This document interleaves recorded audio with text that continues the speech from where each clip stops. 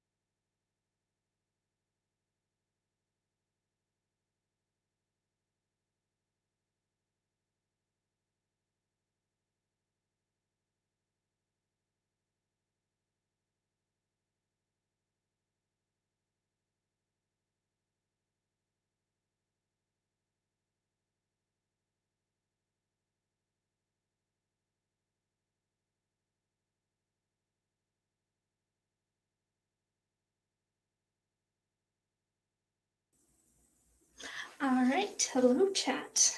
If you need a little refresher, I'm BlueMoonMonsoon or Moony, and it's nice to see you all. Hope you're having a wonderful day, or if you're not, that you will have a better one for the rest of the day. Today, for my stream, I'm going to admit it's not going to be that exciting of a stream, but I don't know, it's one of those streams that you could maybe kind of listen to in the background if you have the time, or if that helps you. We're going to be trying to read and decipher another one of my assigned philosophy class texts. Yay! More philosophy.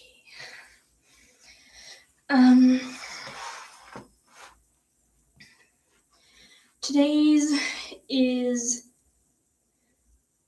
excerpts from On the Soul, the Floating Man by Avicenna. I do not know how to pronounce it correctly, but it is spelled their name is spelled Avicenna.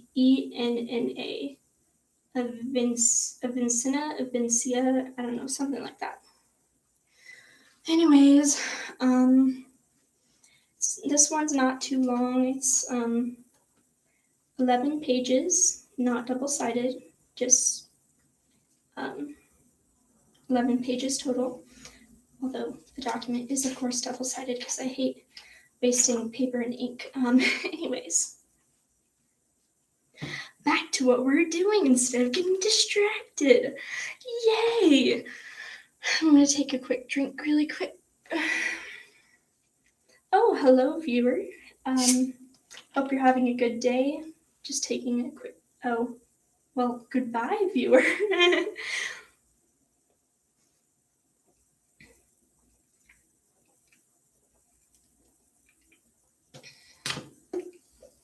Hello again.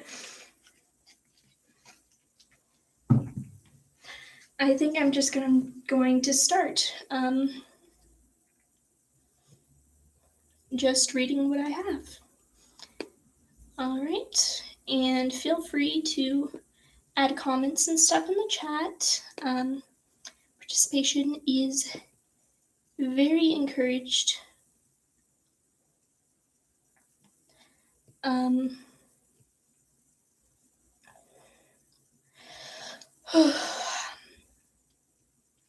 I'm really sleepy. Oh, thank you for the like. All right, let's just get started.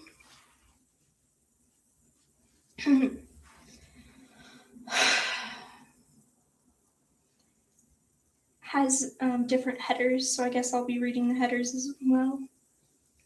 Establishing the existence of the soul and defining it as a soul. Hello, viewer. We must first direct our discussion to establishing the existence of a thing we call a soul, and next to whatever follows from that. Pretty straightforward, okay? We say we commonly observe certain bodies perceiving by the senses and being motivated by violation. In fact, we observe certain bodies taking in nutrients, growing, and reproducing their like. That does not belong to them on account of their corporal reality. Ugh. Can't pronounce it correctly, but I understand what it means. So the remaining option is that in them... Excuse me, I've got lots of burps from soda. Okay. The thing out of which these actions issue, and in short, anything that is a principle for these issuance of any actions that do not follow a uniform course, devoid of violation, we call soul. Wow, what a run-on sentence for a definition.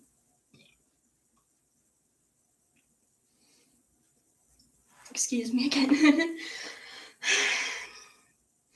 This expression is a term for this thing, not on account of its substance, but on account of a certain relation it has, that is, in the sense that it is a principle of these actions. For example, perceiving, being moved by volition. It's volition, not violation. That makes a lot more sense. Anyways, taking in nutrients, growing, and reproducing. I just remembered that I'm supposed to be taking notes and annotating this, which I have not even done yet, so 1 second. I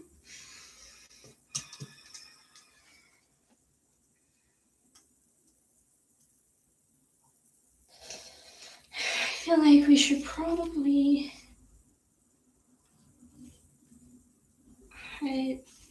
underline what it defined soul as. Also, it might help if I explain some of the things we learned in class today related to this that will help make a little bit more sense to you guys that are listening. What is actually going on and what I'm actually talking about. So, my notes are an absolute mess. Okay. All right, where were we?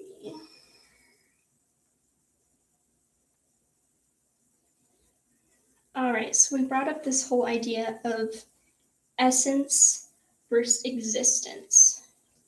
They define essence as what it is and existence as that it is.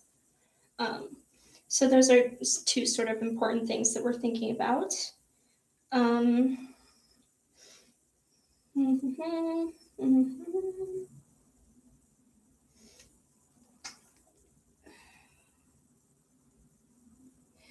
And the way that philosophers talked about like souls and such was sort of different than how we usually think about it. It's kind of hard to explain, but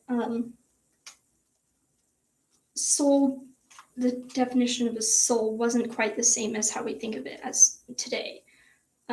So just kind of keep that in mind as well while you listen to what I am reading.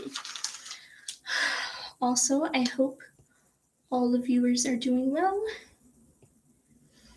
Let's keep on reading this annoying text. At least it's not as bad as when I tried to read Aristotle. Ugh, that was a nightmare. We will seek to identify its substance and the category to which it belongs later. Oh, great, we're gonna have to come back to it, yay.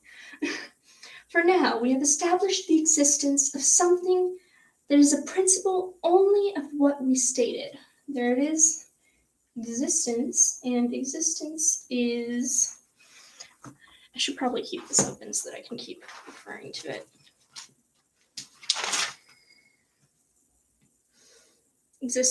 Essence is what it is, and existence is that it is. Okay.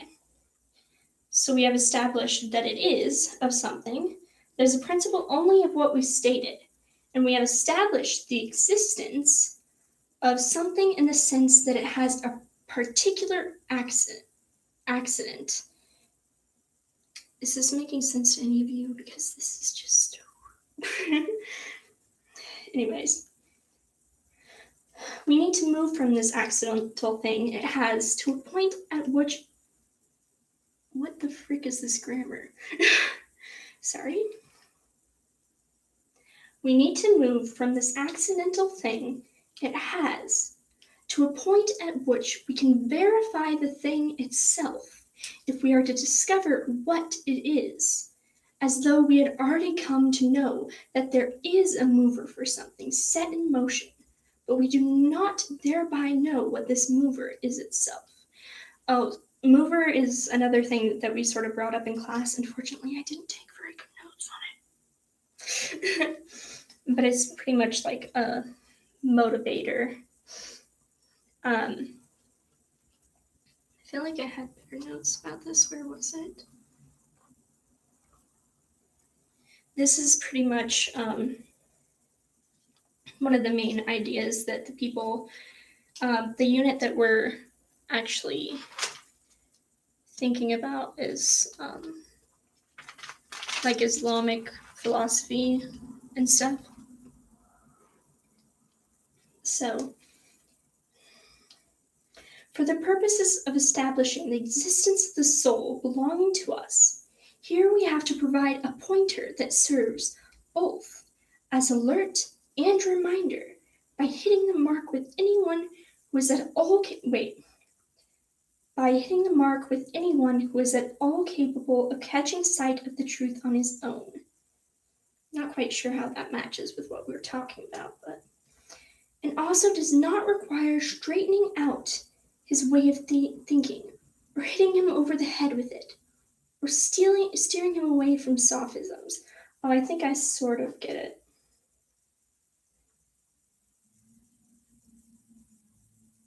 Okay, so one of the things that I found interesting that we brought up in class is, I believe this is the same guy.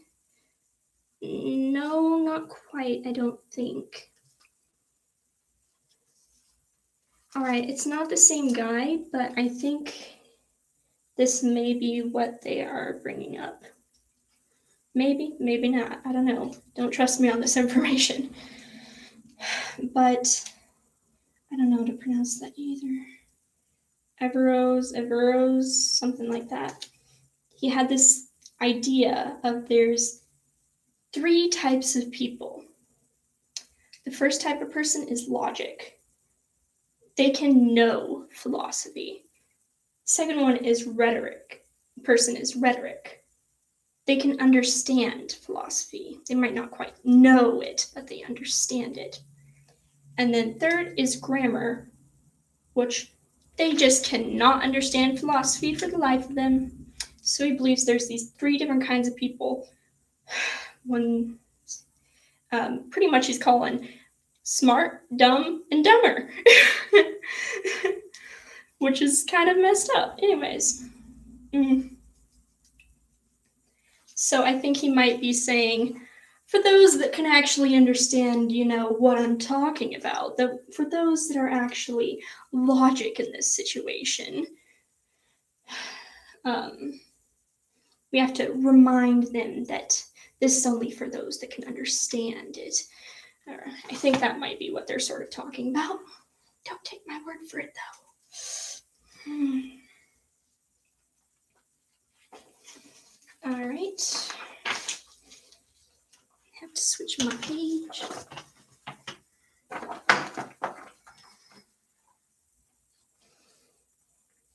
Oh, can I tell you guys about something really interesting that I also learned today that doesn't really have much to be related to this text, but I just thought it was really, really weird and interesting.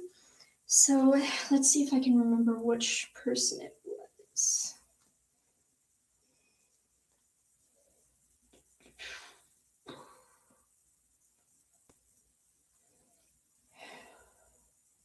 So I don't remember which person it was. There was this one guy that had this idea that all imagination and stuff in the mind had to come from one place. His solution for where that came from was, let me get a little drum roll really quick. His solution for what this was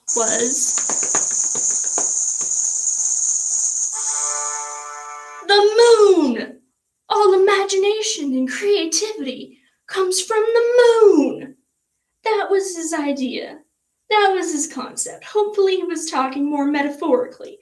But no, he's saying, with all this creativity and imagination that we need and everything, it comes from the moon. What? I'm sorry. Wait, what? I'm not sure I follow you there with saying it. How exactly how exactly does all the imagination and creativity come from the moon? Wait, what?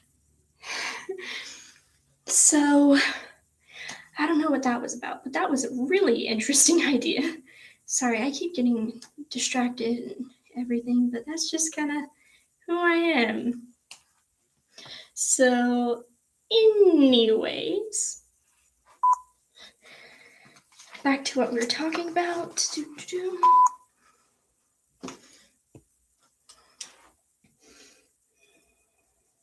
So we say that it has to be imagined as though one of us were created whole in an instant, but his sight is veiled from directly observing the things of the external world.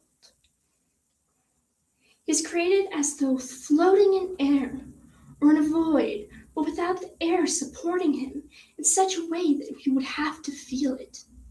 And the limbs of his body are stretched out and away from one another, so they do not come into contact or touch. I don't know where this is going. Then he considers whether he can assert the existence of his self. He has no doubts about asserting himself as something that exists without also having to assert the existence of any of his exterior or internal parts, his heart, his brain, or anything external. What? Okay, this is sort of going over my head, but part of me is getting the visuals. Let's see if I can figure this out. He will, in fact, be asserting the existence of a self without asserting that it has length, breadth, or depth. And if it were even possible for him in such a state to imagine a hand or some other extremity, he would not imagine it as a part of his self, or as a necessary condition of itself. And you know that what can be asserted as existing is not the same as what cannot be so asserted, and that what is stipulated is not the same as what is not stipulated. Okay, this is kind of confusing to me, but I kind of sort of get a bit of it. What I'm getting is this visual of there's just this guy floating, right?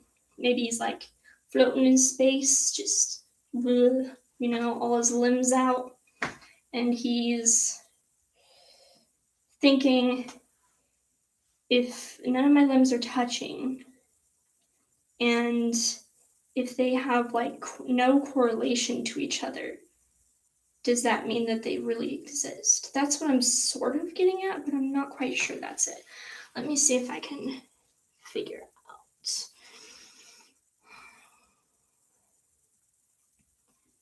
Then he considers whether he can assert the existence of his self. Guess that's the main key point of what we're asking, but I don't quite get what he means by assert the existence of his self. Let's see what existence in this, that it is. Not what it is, but that it is. So whether he can exert that his self is?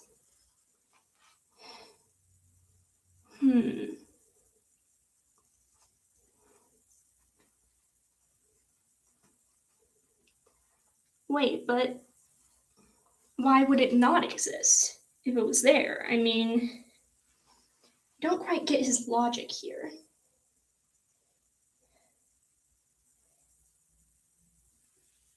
He knows that he exists, okay.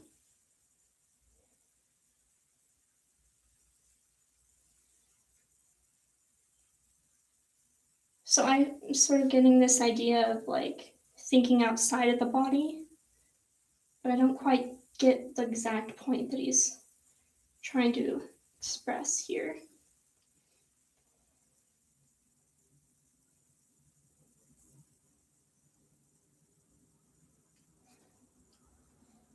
What can be asserted as existing is not the same as what cannot be so asserted, and that what is stipulated is not the same as what is not stipulated. I feel like that's the main part of what he's trying to say, but I don't quite get what that means.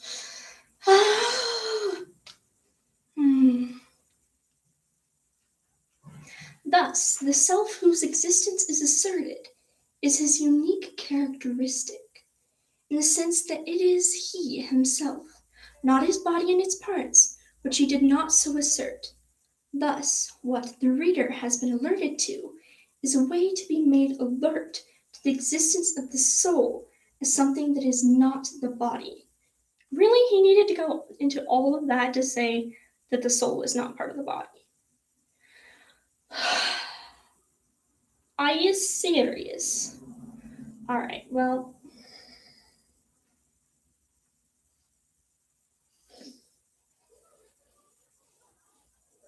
Nor in fact anybody, to recognize it and to be aware of it, if it is in fact the case that he has been disregarding it and needed to be hit over the head with it. Bam! I don't know why he needed to be hit over the head with it, but. 1 second, I just.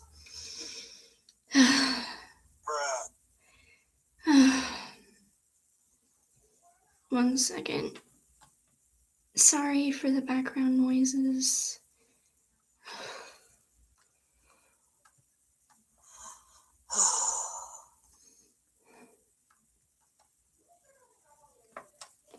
One second.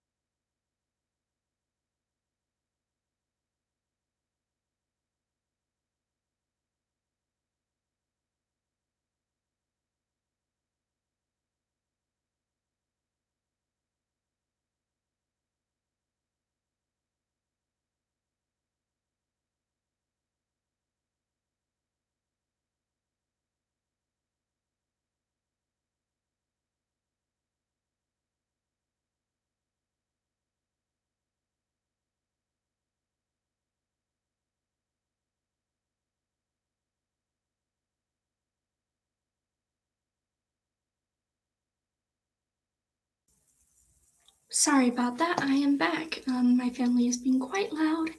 I don't expect that to stop anytime soon, and my sister is not in that great of a mood. But that's okay.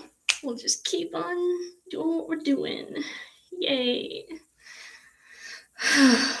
All right.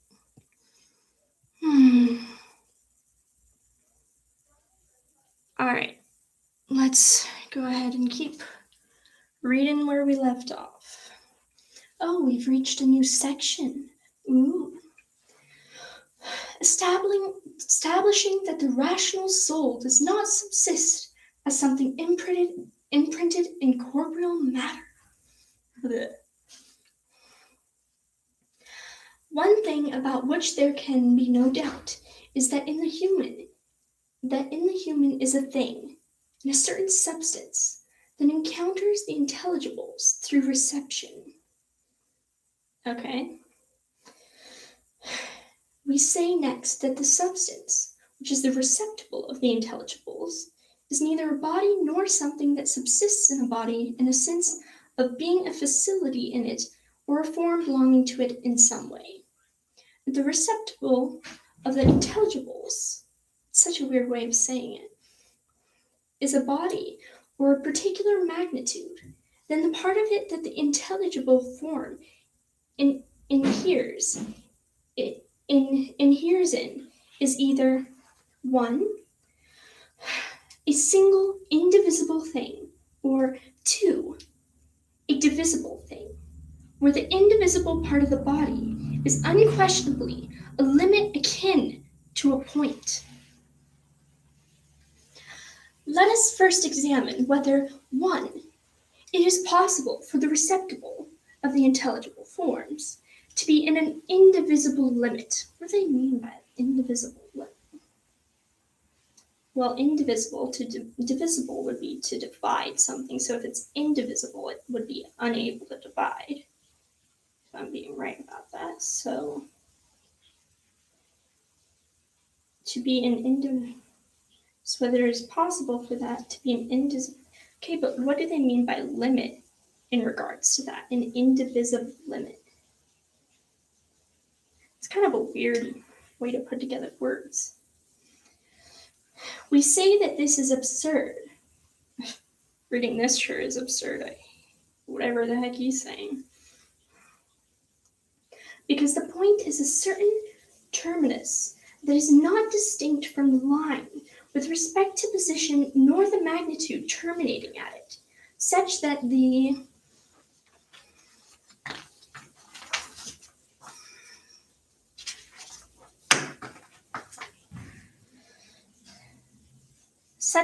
point would belong to it as something in which something could reside without being in some part of that magnitude. Quite the contrary. Sorry. Why am I apologizing? I enjoy doing that. I enjoy being ridiculously dramatic for no good reason. Anyways. If the point were some independent thing that could receive any given thing, it would be a distinct individual, and so the point would possess 2 sides.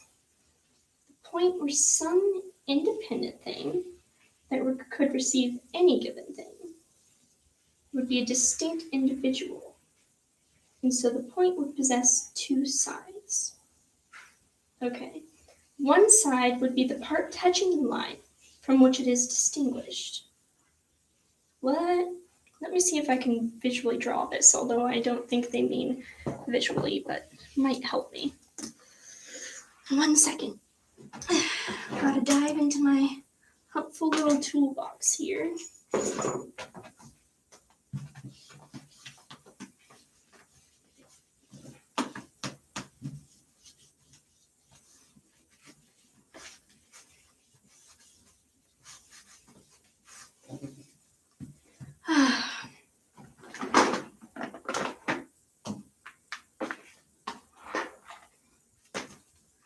Alright, got a nice little whiteboard. Let's see if we can figure this out.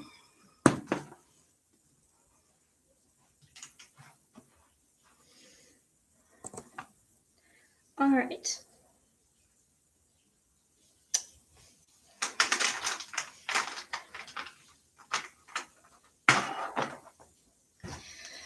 So if the point were some independent thing,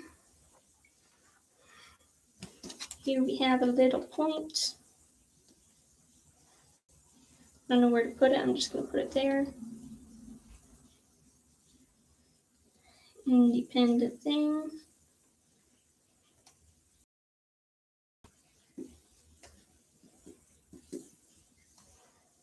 Independent thing that could receive any given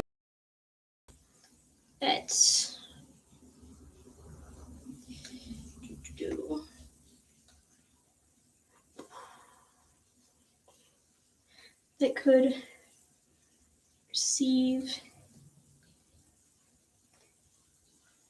any given thing.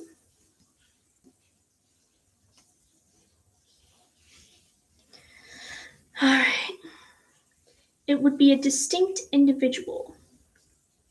And so the point would possess two sides. All right, let me show you what I have so far. Doesn't make much sense. I know. My brain thinks in weird ways. So that means that it would have two sides. Okay. Two sides. So we're going to make this a nice big point now. And we're going to color in two different sides.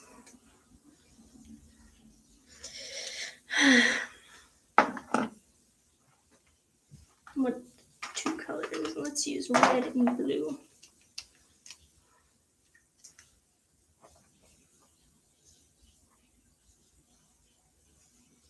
Blue over here. And we're going to add some red over here.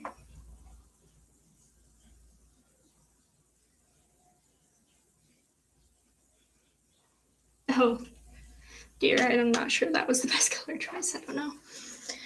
All right, so press two different sides. One side would be the part touching the line from which it is distinguished. I don't get that one. Be the part touching the line from which it is distinguished.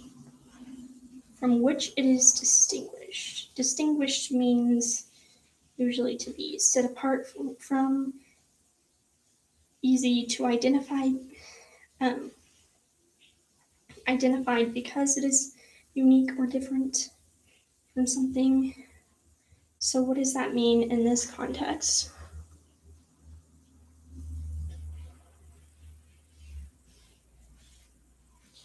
Why would it be touching it if it's distinguished from it?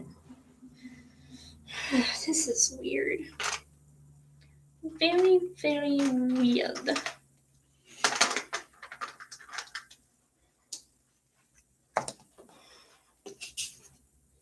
I'm going to make this part touching the line from which it's distinguished.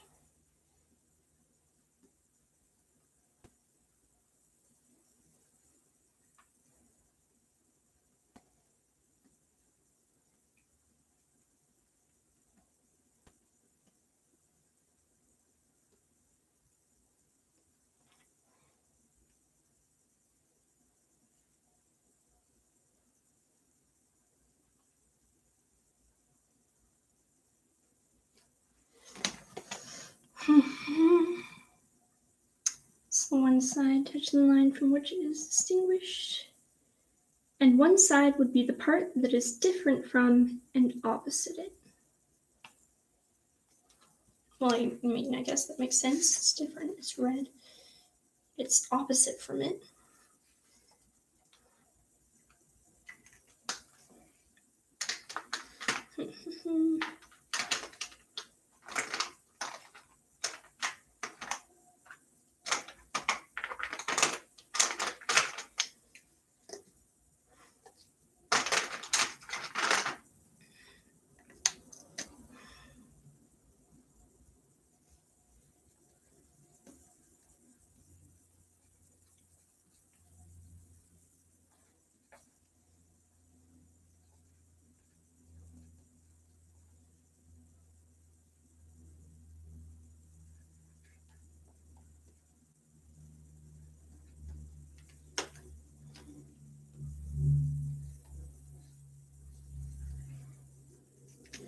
I'm pretty sure what I just did with these visuals isn't going to help me whatsoever in understanding this, but hey, I'm trying here.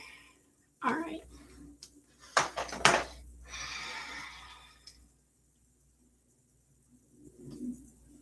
In that case, the point would subsist by itself as something separate from the line. What? It's touching the line. Okay, well, yeah, it is something separate from the line. And the line that is separate from the point, x, would inevitably have a terminus, y, other than x, which touches x. Terminus, is that just a different word for something that I already know? This is why we have dictionaries. Yay.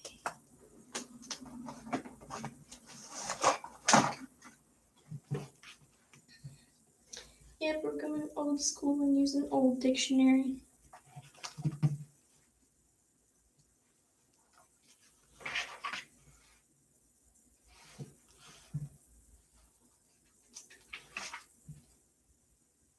Oh, wow. First word on the page. Nice. Terminus. The end or extremity of anything. The point toward which anything tends. Goal or end. Boundary or limit. I mean, I guess that's a lot simpler. Makes that whole understanding a lot simpler. Okay.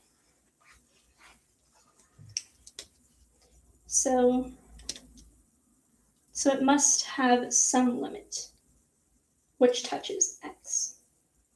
Thus, point y would be the terminus of the line, not x. Okay.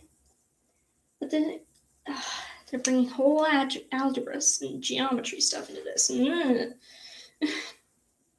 Discussion about x and y is identical.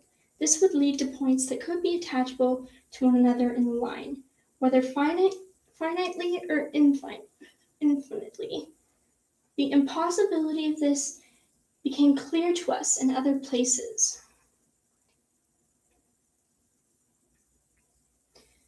It is also clear that no body is composed by points being attachable to one another. It is clear also that no particular position can be distinguished for the point. None of this makes sense to me, but I'm trying my best here. Also, 1 second.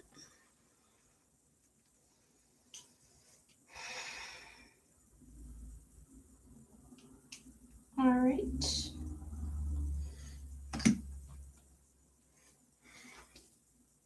Let's see. A gesture in the direction of a little bit of these arguments wouldn't hurt. Oh, look, that's a pun. Nice. Okay. So we say that if 2 points touch one point on its two sides, then either the middle point separates them, and so they do not touch, in which case it would follow that the middle point wouldn't be divisible according to the axioms you have learned, and this is absurd. Or the middle point does not keep the sides of the 2 points from touching. This is all weird. What does this have to do with anything?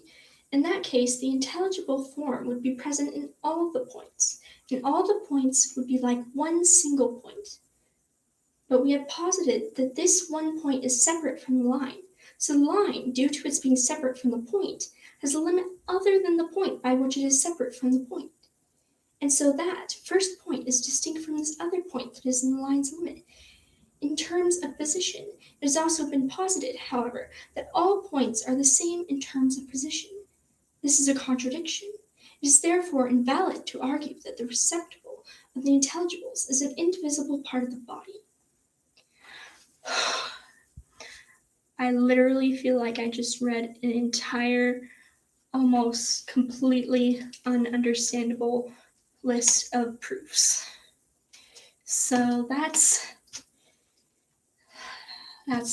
I don't get how that example that he gave fits with what he's saying, but at least I now understand what he was trying to get at.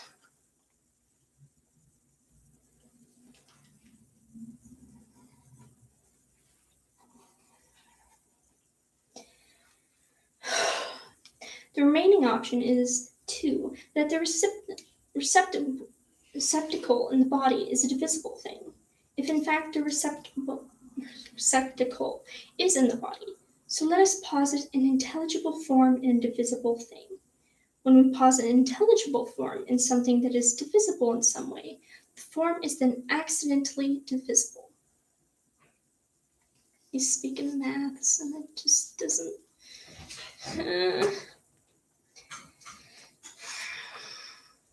In that case, the result must either 2a, that the two parts of the form are similar, or 2b, that they are dissimilar. He's literally using what's it called? He's literally using proofs. He's literally using proofs like you would in math to prove why a triangle is a triangle and stuff.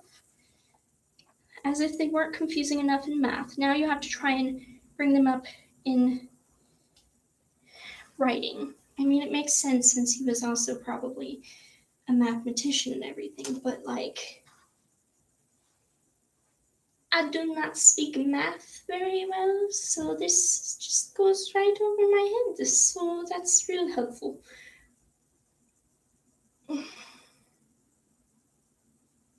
It's literally all the rest of it is just proofs. Proofs that do not seem to connect with what they're trying to prove. Alright. If 2a, they are similar, then how is the combination of the two different from them, given that the whole as a whole is not the part, unless the whole resulting from the two is not due to the form, but to an increase in magnitude or number? In that case, the intelligible form would be a particular shape or number, but no intelligible form is a shape or number, since then the form would be a form represented in an imagery or faculty, not an intelligible form. Next, you know it cannot be argued that each of the two parts is in itself the whole. What's going on? I do not get this. How could this be, given that the second one is included in what is meant by the whole, while extraneous to what is meant by the other part, when it is more than obvious that one of them alone cannot indicate the same thing as what is meant by the complete whole? Wow, this is making me really feel like I'm the third type person grammar who just cannot understand philosophy. Wow.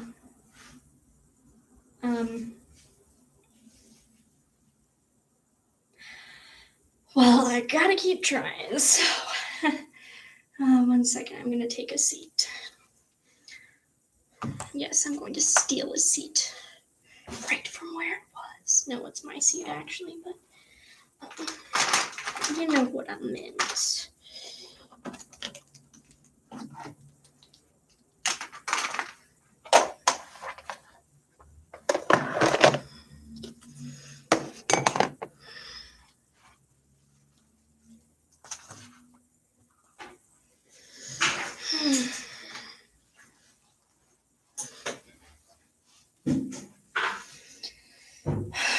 Just a quick little drink before we continue.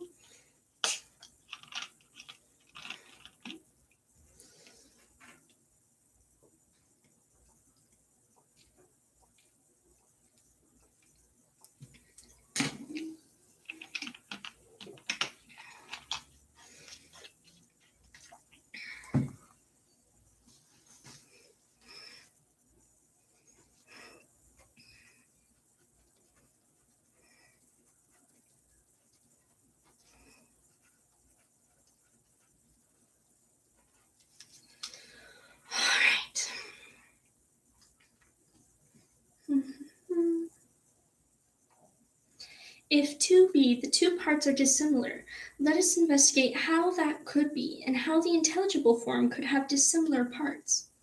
There cannot be dissimilar parts unless there are parts of a definition, namely the genera and the differences, but a number of absurdities result from this. This whole thing is an absurdity.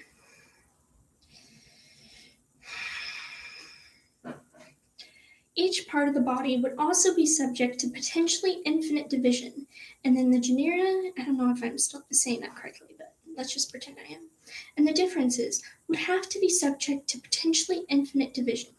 This is absurd. He uses the word absurd a lot. It is an established fact that the essential genera and differences of one thing are not potentially infinite.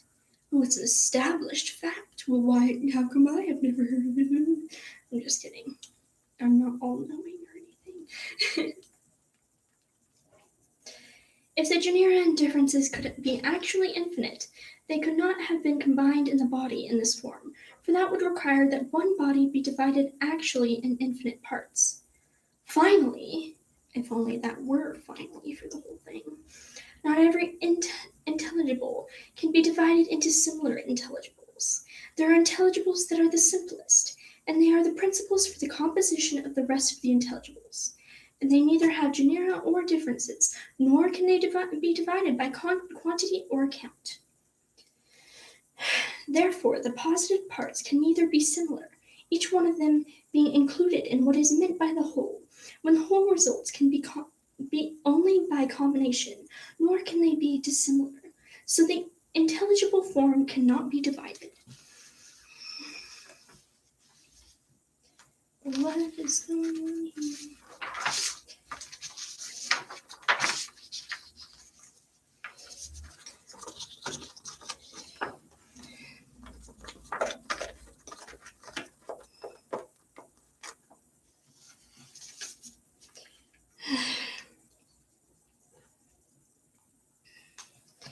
Come on, we're halfway there.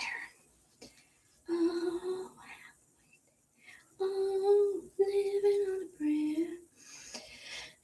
Since the intelligible form cannot be divided, nor can it adhere in some indivisible limit of magnitude, but there must be something in us that receives it.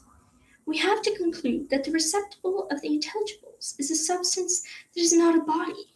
Well, I get that much. That much is clear from what you're saying, but everything else just. What? Excuse me. A substance that is not a body. Rather, that part of us that encounters the intelligible form must be an incorporeal substance. It is also correct for us to state that the posited intelligibles, each one of which the rational facility can actually intellect, are potentially infinite. Moreover, it is correct for us to state that something that has a capability for a potential infinity of things cannot be a body nor a facility in a body. We have demonstrated this in the preceding sections. Therefore, it is impossible for the thing itself that forms concepts of the intelligibles to subsist in a body in any way, or for its actions to be generated out of a body or by means of a body. We're halfway through. Should I pause and read the other half tomorrow? Because I know I have some other stuff now, so I forgot about until now, because I have to.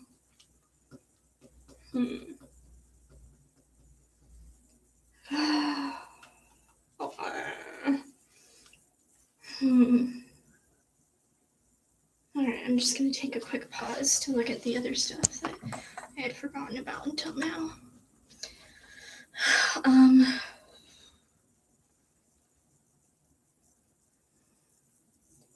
Let's see.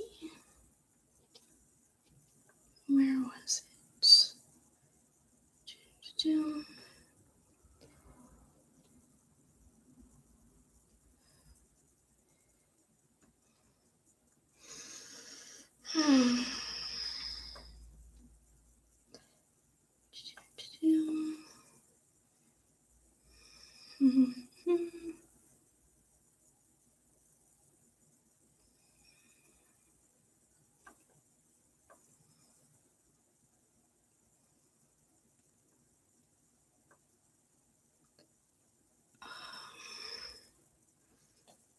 Anyways, how has your guys' day been while I'm working on this?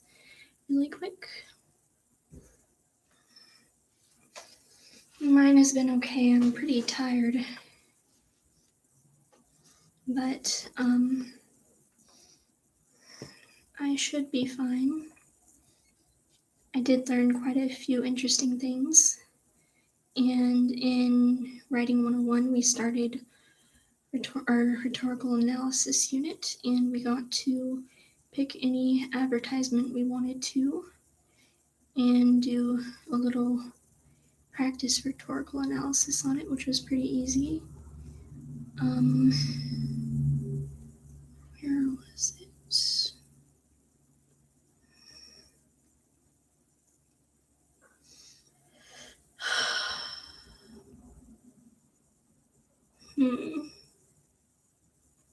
Yeah, I really should work on this one before I continue reading this philosophy text. Oh. Today I just don't feel like doing anything. I know I have to anyways. Yay. Actually, not a yay, but you know what I mean. Alright, 1 second. I'm just gonna transition really quick. 1 second.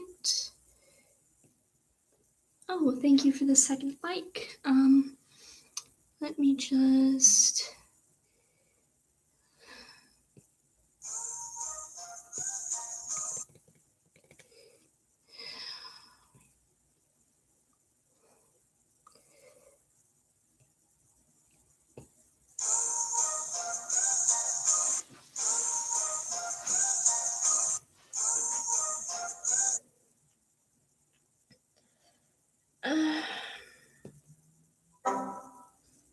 Alright.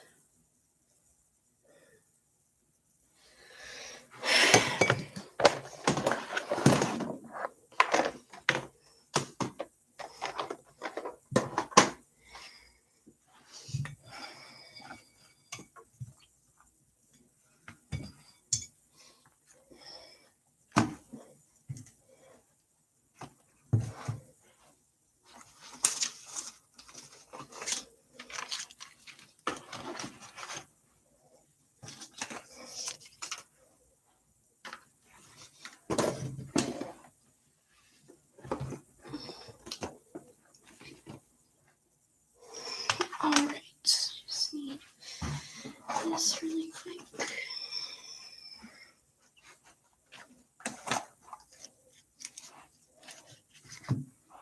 And we're just gonna quickly switch this around. Hello, new viewer. I'm sorry, it's a bit boring for a second. I'm switching to something else really quick. Thank you for the like.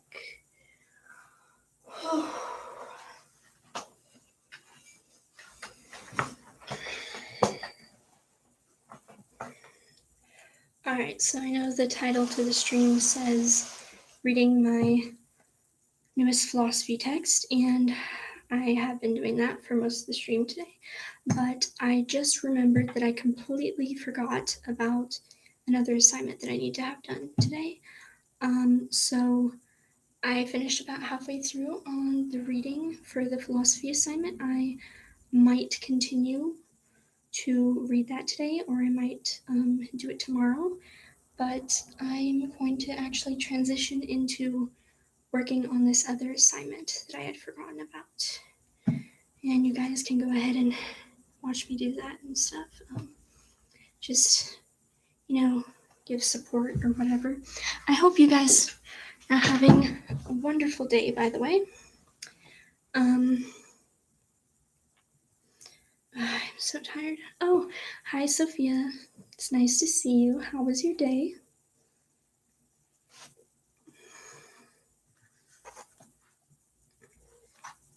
It's okay if you don't want to tell me how your day was, or if you already left.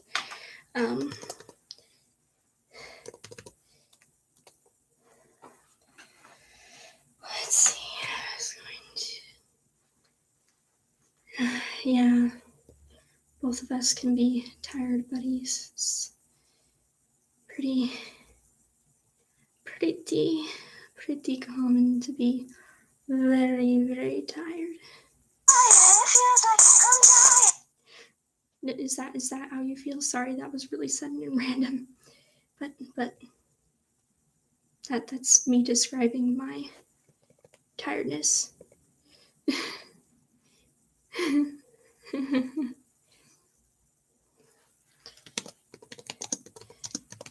Do you have any questions you'd be willing to ask me while I work on this?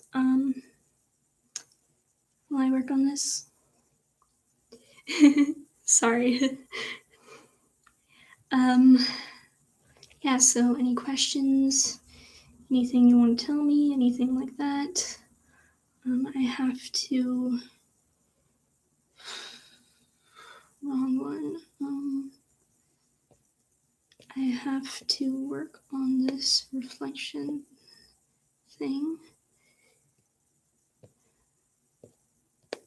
that I forgot about earlier.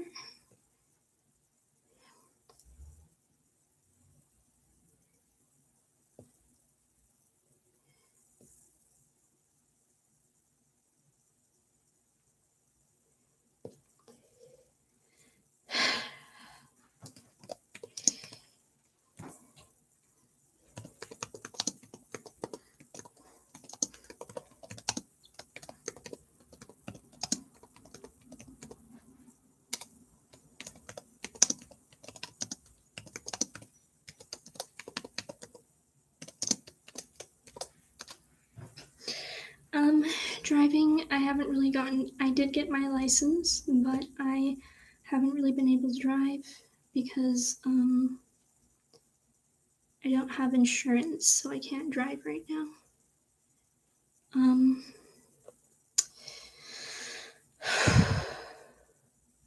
gonna take a picture of this assignment thing really quick, so sorry if the screen looks all weird while I do that. Also, sorry for the whole censoring that stuff, but I do want to keep most of my identity, private, so,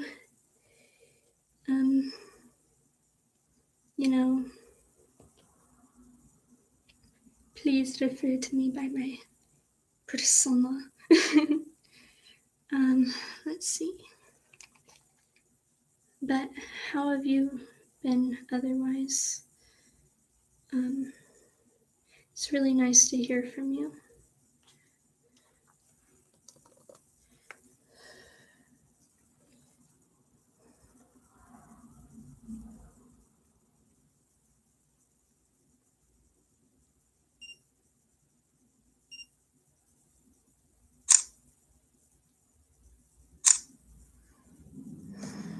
Let's see if those are good pictures.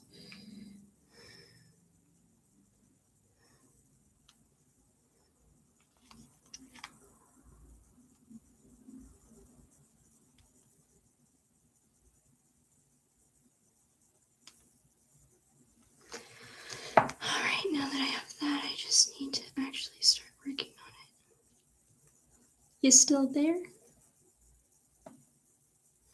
And things have been good here, by the way. Thank you for the like as well, if that was you, or even if it wasn't, thank you for the like in general, people.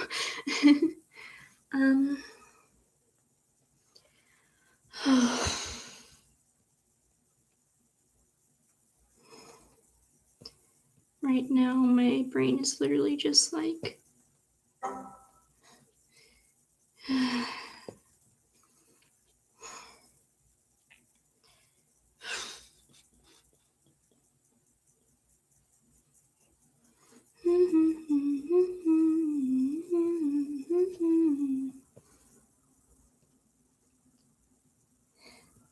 I keep having the urge to sing Melanie Martinez songs, but I don't want to get copyright claimed. So...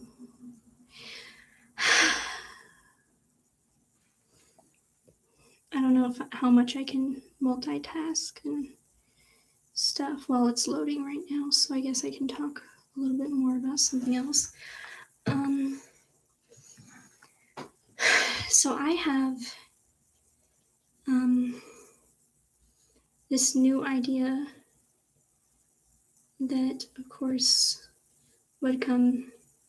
is going to be second priority to college and everything stuff. But for my YouTube channel of this new horror content series, particularly like horror series that I want to make, that would release different episodes and stuff. I just thought of it like yesterday, maybe 2 days ago. I'm not quite sure. But I'm really looking forward to working on that when I have the time.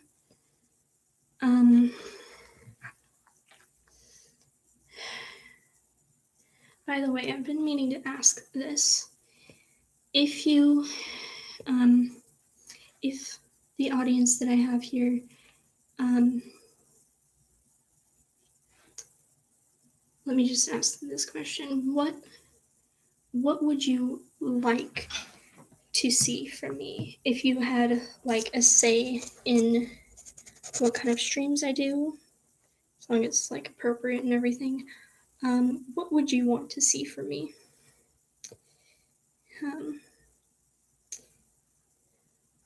Just type answers in the chat, Well, I look at this really quick. Ugh, I hate doing reflections. They're so annoying. Like, I don't mind doing reflections for my own work. Like, when it's like a reflection for a unit, I just hate it so much for some reason. I just cannot. I just, no. I never know how to elaborate or quite what to say, Does anyone else feel like that? Yeah, but like, I want ideas from my viewers. So, like, I'm glad that you're cool with that in anything, but come on. If you really, if you, just give me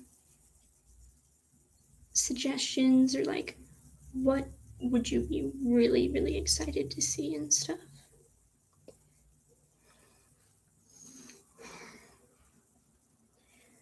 Look back over the work we've done for Unit 2 and think about the overall experience.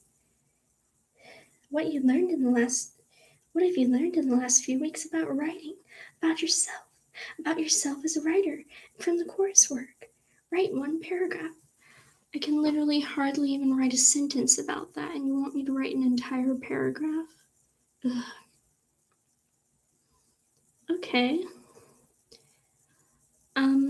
I have been planning on focusing more on like horror content. What kind of horror content would you be interested in seeing? Or stuff like that. Maybe I'll move on to the second part of it and then go back to the first part of it. Next, write a second brief reflection, at least one paragraph, in which you consider your process for writing essay 1.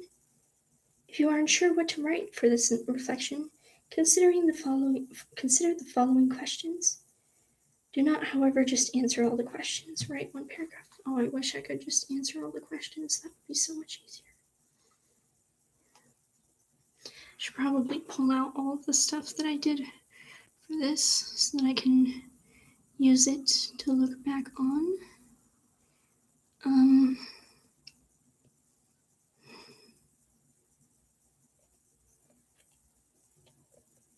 If you don't mind me asking, what classes are you taking?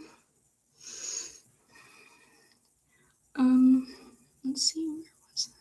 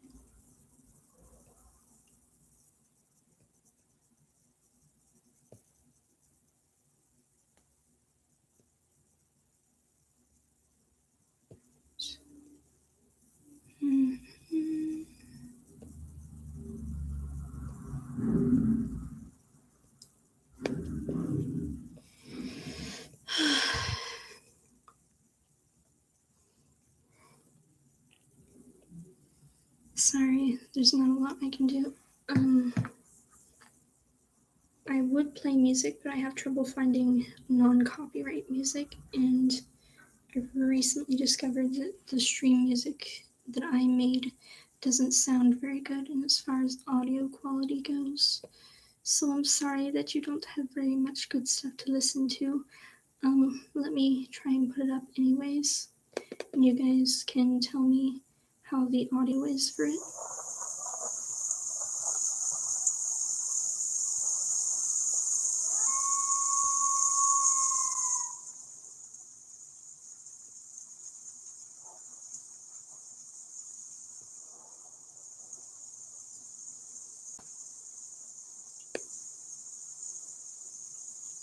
Alright, bye, thank you. Hope you have a great day. Thank you for stopping by. And, bye.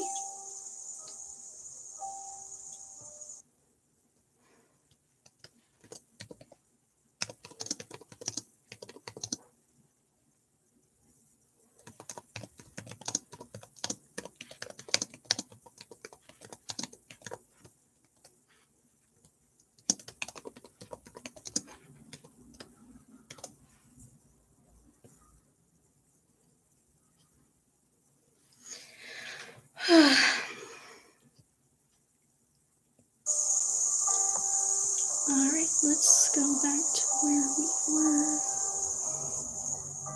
Let's see. What process steps did you take to get to a final draft of Essay 1? Well, which of these do I want to answer?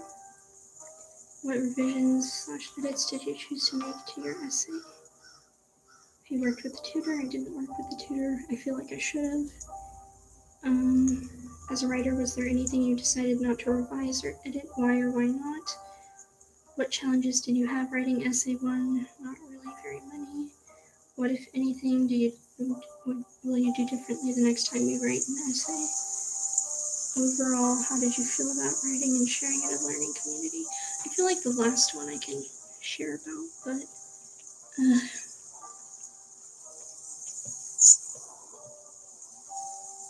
I mean, I feel like these reflections are always like, because you are supposed to have learned a lot from,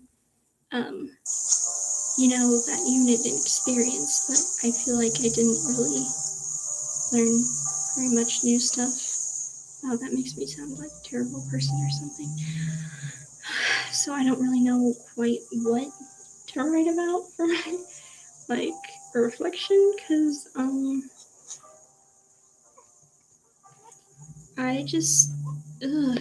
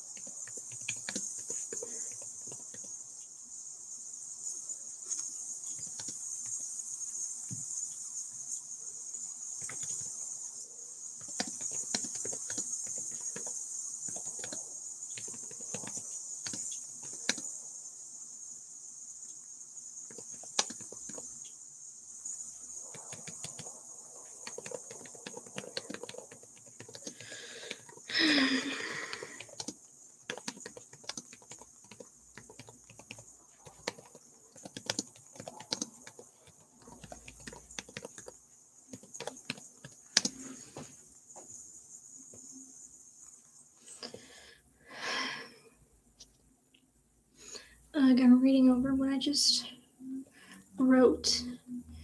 I feel like I'm just lying through my teeth to try and get something on paper, honestly.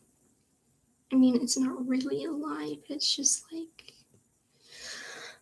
I know it's not what she's looking for and stuff, and it's just like, I found the process that we as a class use to create our essays quite effective and helpful. Although I feel like I usually do use some sort of process similar to what we as a class follow to grade our essays, I don't usually pay much attention to the process itself, so I found doing so through these assignments quite refreshing and insightful.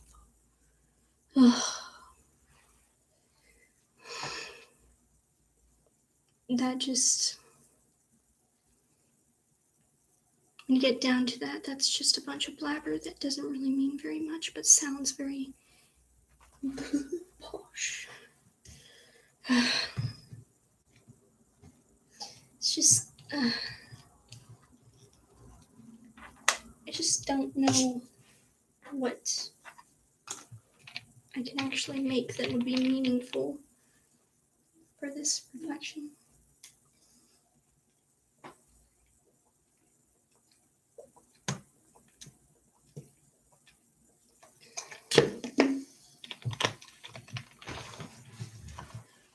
And so, since I don't know, I'm just going to try and make sure that I at least have something.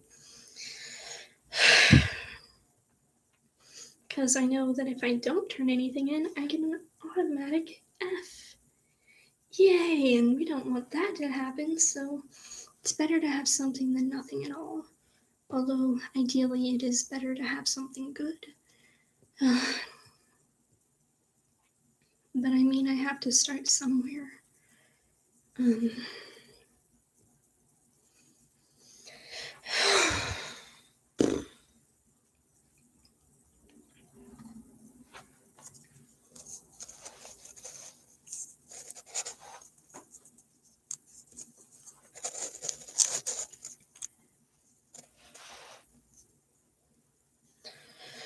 would genuinely much rather be doing and working on other stuff right now. But it's fine. It's fine. I'll be fine. I just have to take a deep breath and keep working.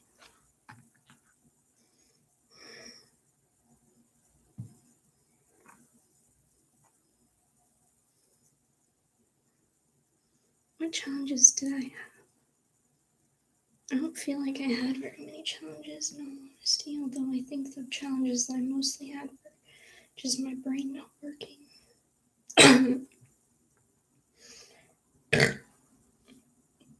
Excuse me. My voice feels all weird and hoarse again.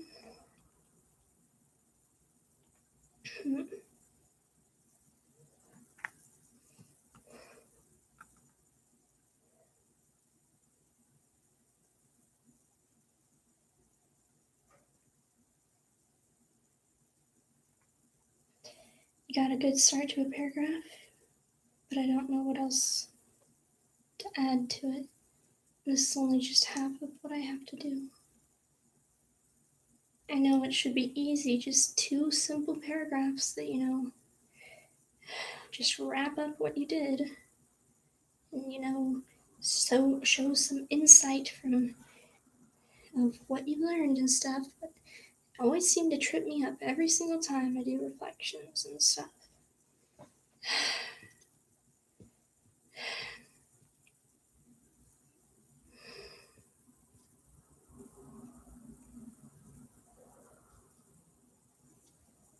I also feel like sometimes reflections are too premature in a way. Like, she wanted us for this assignment to choose something for our narrative to write about that we would have had enough time to reflect on, like not something that would have happened like just a year ago, but like quite a ways ago, so that you can actually reflect on it and stuff. And yet they expect you to write a reflection after literally just a day or two of going over doing the whole thing. Is that really enough time to reflect? And if it is that really going to be enough time for you to reflect enough to actually create anything insightful or helpful? I personally don't think so, but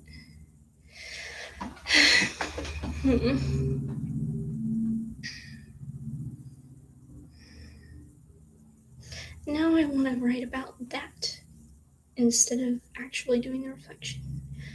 But I have to do the reflection.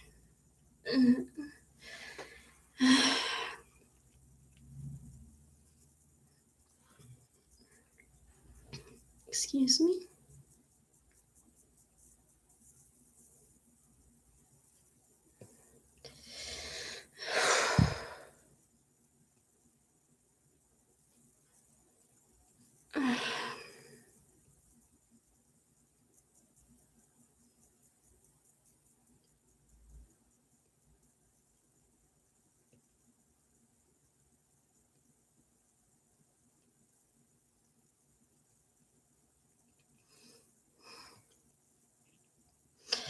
My brain is not here again.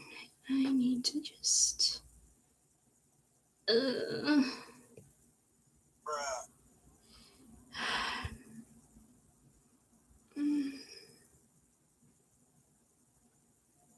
Life could be a dream if I could take you up in paradise up above. If you would tell me I'm the only. Wow.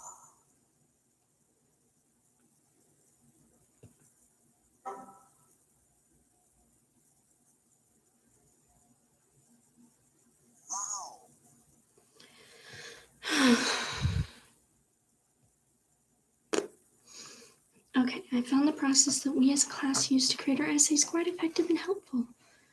Although I feel like I usually do use some sort of process similar to what we as a class follow to create our essays, I don't usually pay much attention to the process itself, so I found doing so through these assignments quite refreshing and insightful.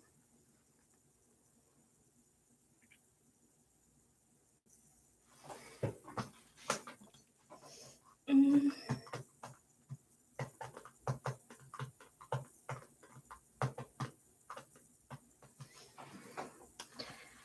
I enjoyed having the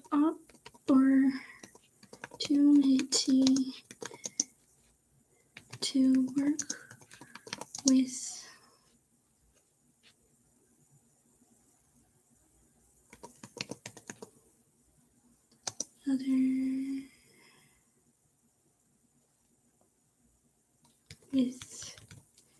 my other academic peers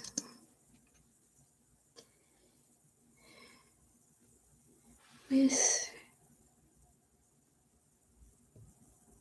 to share and with my other academic peers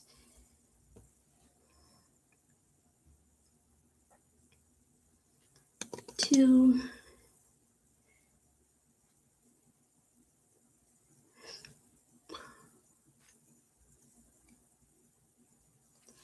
I know what I want to say, I just don't know how to say it. To like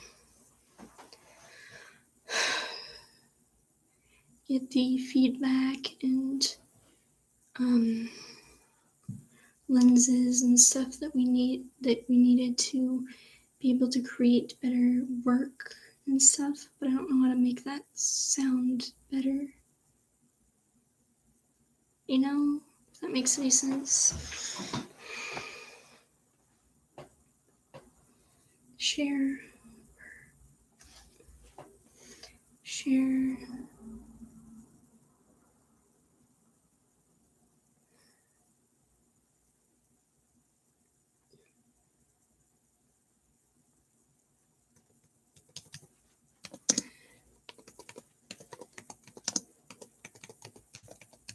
Provide feedback.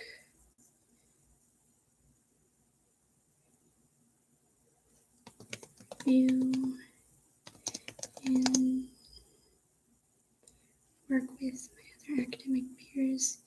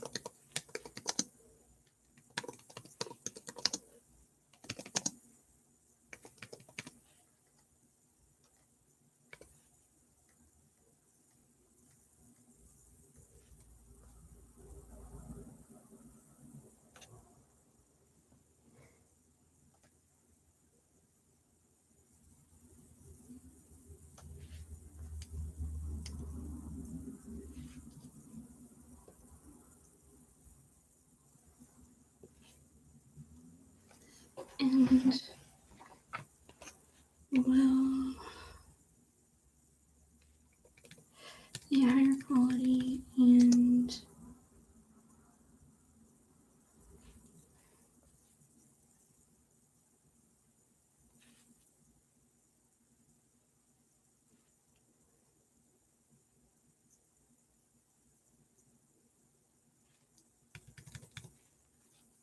with higher quality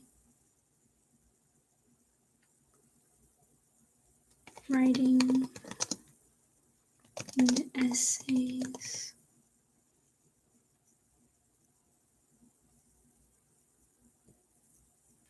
would be systems and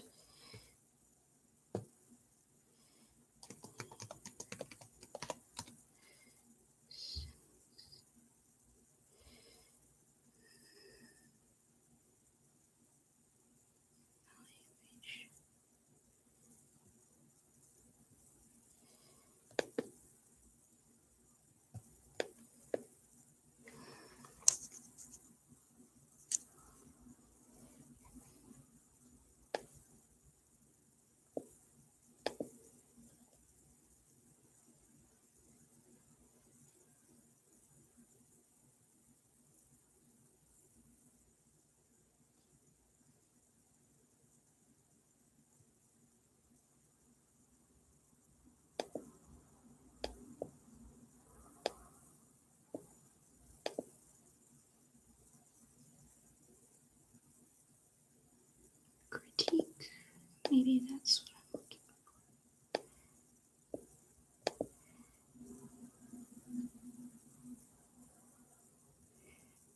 With the assistance and critique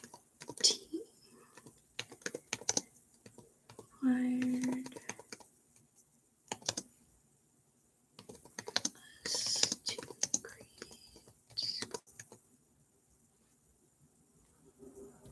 higher quality writing. I'm pretty sure that whole sentence doesn't work together.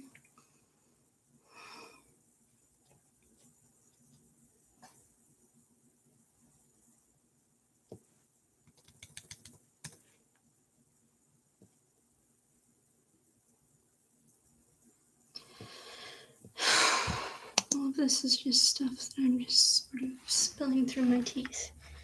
And it's not very helpful. Alright, well, at least I have one part of it well enough done that it could sort of pass.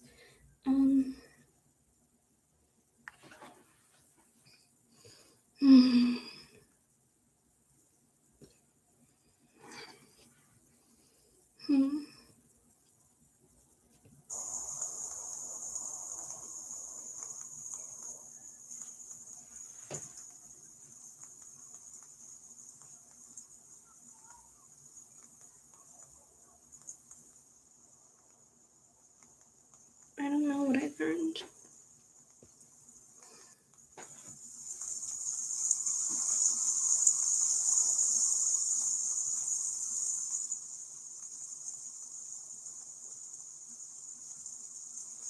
Hmm.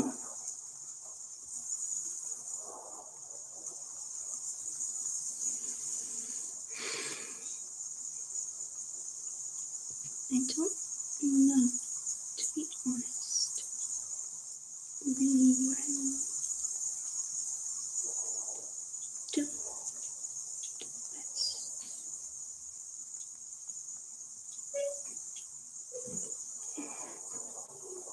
Sorry, 1 second.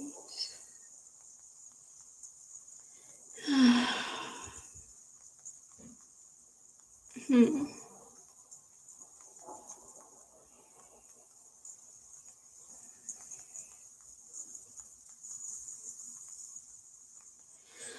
I don't know what I learned. Why do I have to learn anything?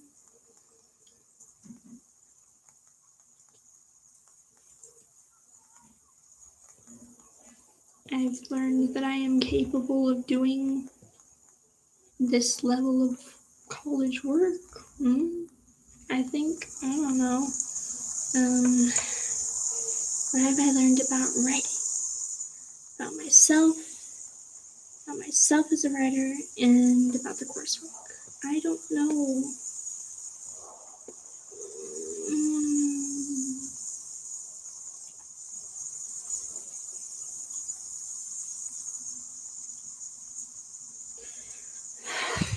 Maybe I need a little break from this as well. Just think.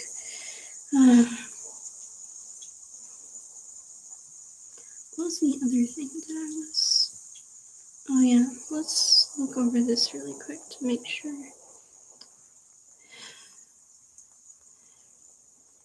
Mm-hmm. Mm-hmm. Mm-hmm.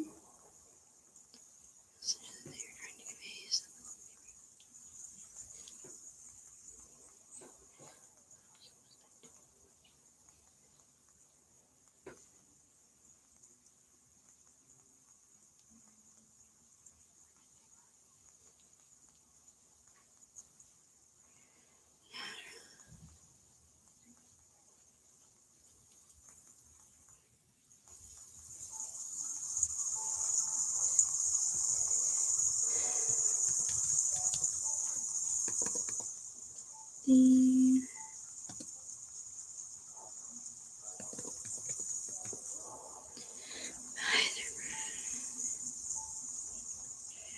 um.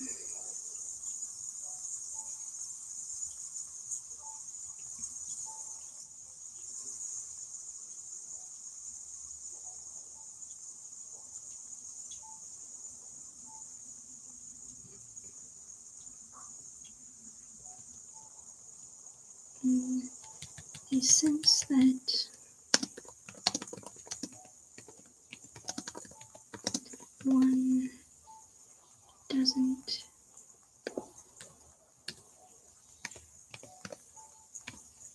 need to know.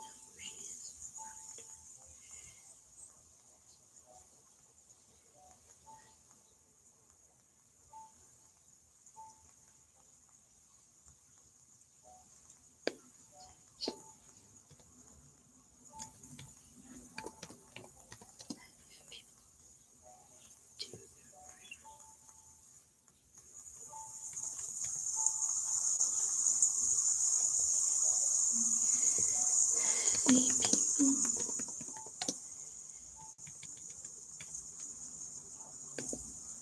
watching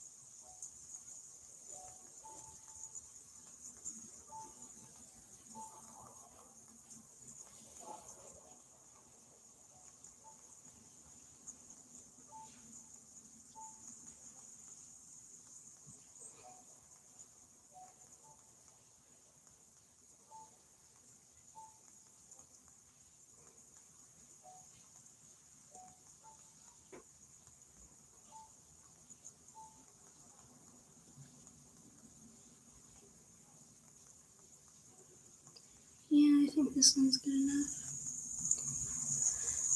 Alright.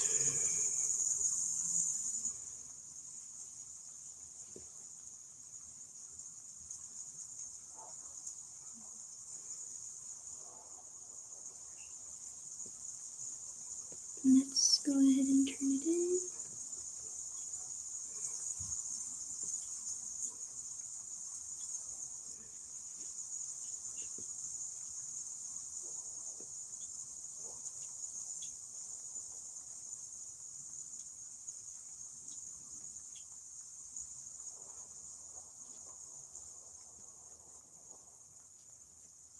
Alright, we got that one out of the way.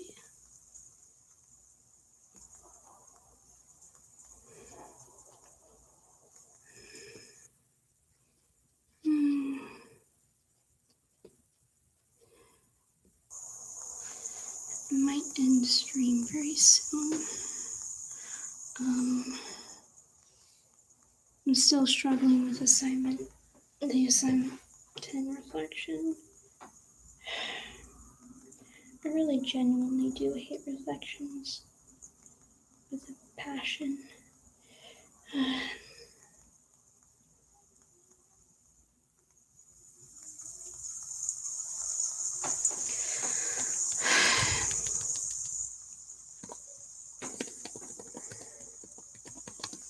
I'm having difficulty.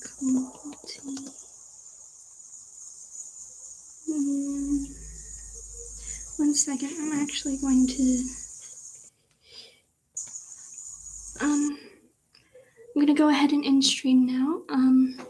Thank you to all those who watched. I might start another stream just for whatever later. Thank you for watching. Thanks you for those who left a like.